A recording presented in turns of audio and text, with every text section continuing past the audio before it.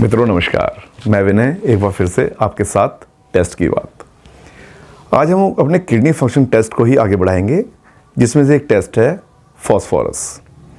आज हम बात करेंगे कि फॉस्फोरस क्या होता है, कैसे इसका टेस्ट होता है और कैसे इसको हम परफॉर्म करते हैं और क्या क्या इसके जो कारण हो सकते हैं बढ़ने के या घटने के, उन सब पे हम आज प्रकाश डालेंगे या उसको हम देखेंगे या उस पर डिस्कशन करेंगे। तो फॉस्फोरस एक प्रकार का खनिज होता है, यानी कि मिनरल होता है, और ये हमारे शरीर में सबसे ज़्यादा पाए जाने वाले खनिज में दूसरे नंबर पर होता है। यह हमारे शरीर में ऑक्सीजन के साथ मिलकर फॉस्फेट का निर्माण करता है या फॉस्फेट को बनाता है। अब ये होता क्या है, कैसे है? ये एक्चुअली हमारी जो बोन्स होता है, बोन्स के मैन्युफैक्चरिंग में या बोन्स के बनने में सहायक होता है। हमारे शरीर में एक बहुत ही इंपॉर्टेंट हार्मोन होता है पैराथायरॉयड हार्मोन, वो इसको कंट्रोल करता है, या उसके जो भी अलग अलग वेरिएशन हैं उनमें पैराथायरॉयड हार्मोन एक महत्वपूर्ण भूमिका निभाता है। अब जो फॉस्फोरस है, एक हमने कभी नाम सुना होगा या आपने बहुत कॉमन टेस्ट है कैल्शियम। हमारे शरीर में अगर फॉस्फोरस की मात्रा ज़्यादा है तो कैल्शियम की कम रहेगी, और कैल्शियम की कम है तो फॉस्फोरस की ज़्यादा रहेगी, यानी कि ये दोनों एक दूसरे के पूरक हैं, यानी कि पूरक है या इन्वर्स कह सकते हैं आप इसे। तो फॉस्फोरस एक बहुत ही महत्वपूर्ण खनिज है हमारे शरीर में, जो हमारे शरीर की विभिन्न क्रियाओं को आयाम देता है या उनमें अपनी सहायता देता है, उनमें सहायक होता है। अब हम फॉस्फोरस के कार्य के बारे में जानेंगे। वैसे इसके मैं बता चुका हूँ, इसके बहुत ही महत्वपूर्ण कार्य हैं, लेकिन कुछ कार्य मैं आपसे डिस्कस करना चाहूँगा। यह हमारे शरीर की जो हड्डियाँ होती हैं, बोन्स होती हैं, और जो टीथ होते हैं, दांत होते हैं, उनके फॉर्मेशन में सहायक होता है। जो मसल कंट्रक्शन होता है, मसल्स का जो आप कंट्रक्शन कह सकते हैं इसको, उसमें भी ये एक बहुत ही महत्वपूर्ण भूमिका निभाता है। इसकी महत्ता आप इससे भी जान सकते हैं कि डीएनए और आरएनए के फॉर्मेशन में भी सहायक है, बहुत ही महत्वपूर्ण खनिज है।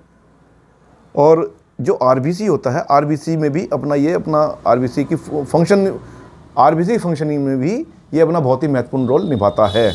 इसकी महत्ता इससे भी जान सकते हैं आप कि ये डीएनए और आरएनए फॉर्मेशन भी अपना सहायक होता है, हेल्पफुल होता है। आरबीसी की फंक्शनिंग में भी, विभिन्न फंक्शनिंग में ये अपना योगदान देता है। और जो नर्व फंक्शंस होते हैं हमारे शरीर की, जो अलग अलग तरह की नर्व फंक्शन होते हैं, उनमें भी अपना ये सहायता देता है।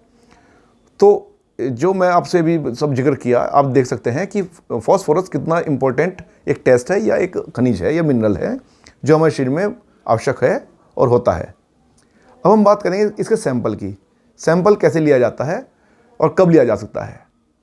सबसे पहले इसका कोशिश करें इसका सैंपल खाली पेट दें, क्योंकि एक्सरसाइज करने के बाद या कुछ खाने के बाद कई बार इसकी जो रिजल्ट है उसमें वेरिएशन आ सकता है। तो कोशिश ये करें कि ये खाली पेट दें, या फिर आपके जो फिजिशियन है वो इसके बारे में आपको गाइड करेंगे कि आपको ये सैंपल कब देना है। अब इसके सैंपल लेने की प्रक्रिया ये है कि जब भी आप लैब पर जाएंगे, या फ्लैबोटोमिस्ट जो सैंपल लेने वाले होते हैं उनको फ्लैबोटोमिस्ट कहते हैं, मैं पहले बता चुका हूँ आपको। वो आपके घर आएंगे और आपकी वहाँ पे टोर्निकेट यहाँ पे बांधेंगे। उसके बाद यहाँ से सैंपल लिया जाएगा, और ये सीरम सेपरेशन ट्यूब, यानी कि पीले रंग की ट्यूब होती है SST, उसमें इसका सैंपल लिया जाएगा। और अलग अलग लैब में अलग अलग समय पर इसकी रिपोर्ट आपके हाथ में होगी। कुछ लैब्स की सेम डे देते हैं, कुछ नेक्स्ट डे देते हैं। अब हम बात करेंगे इसकी वैल्यू की। इसकी वैल्यू क्या होती है? इसकी जो रेफरेंस रेंज है, जब रिपोर्ट आपके हाथ में आ जाती है, इसकी रेफरेंस जो है रेंज 2.7 से लेके 4.5 मिलीग्राम पर डेसीलीटर तक हो सकती है। यहाँ पर यह जानना बहुत ज़रूरी है कि अलग अलग लैब में अलग अलग रेफरेंस रेंज इसकी हो सकती है, या अलग अलग रीजन में अलग अलग लैब जो होती हैं उनमें अलग अलग रेंज हो सकती है। जो आपकी रिपोर्ट है, ये जो आपके हाथ में रिपोर्ट है, उसकी रेफरेंस रेंज के अकॉर्डिंग आपकी रिपोर्ट पढ़ी जाएगी या देखी जाएगी। अब हम बात करेंगे इसकी MRP की। इसकी MRP 100 रुपया से लेकर 200 रुपया तक हो सकती है। वैसे तो ये किडनी फंक्शन टेस्ट का बहुत ही मेन टेस्ट है, अवश्यंभिक टेस्ट है। जनरली डॉक्टर्स को कई बार अकेले भी करवा देते हैं, लेकिन जनरली ये सामान्यतः तौर पर ये KFT के साथ ही किया जाता है। जब हम रिपोर्ट देखते हैं, अगर इसकी मात्रा जो मानक इसका 4.7 मिलीग्राम पर डेसीलीटर से अधिक है, तो उसे हाइपरफॉस्फेटेमिया कहते हैं। अब जो इसकी मात्रा जो बढ़ जाती है शरीर में, उनके मेन कारण क्या हो सकते हैं, किन वजह से ये बढ़ जाता है? ये किडनी डिजीज़ में बढ़ जाता है, और कई बार हार्ट डिजीज़ में भी बढ़ जाता है ये। ऑस्टियोपोरोसिस में भी ये बढ़ जाता है।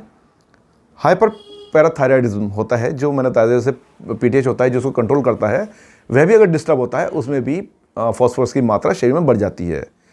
टिश्यू डैमेज कई बार हो जाते हैं, उसमें भी इसकी मात्रा बढ़ जाती है। और कई बार बोन डिजीज जो होते हैं उसमें भी इसकी मात्रा बढ़ जाती है। अगर इसकी मात्रा मानक से कम है, यानी 2.7 मिलीग्राम पर डेसीलीटर से कम है, तो उसे हाइपोफॉस्फेटेमिया कहते हैं।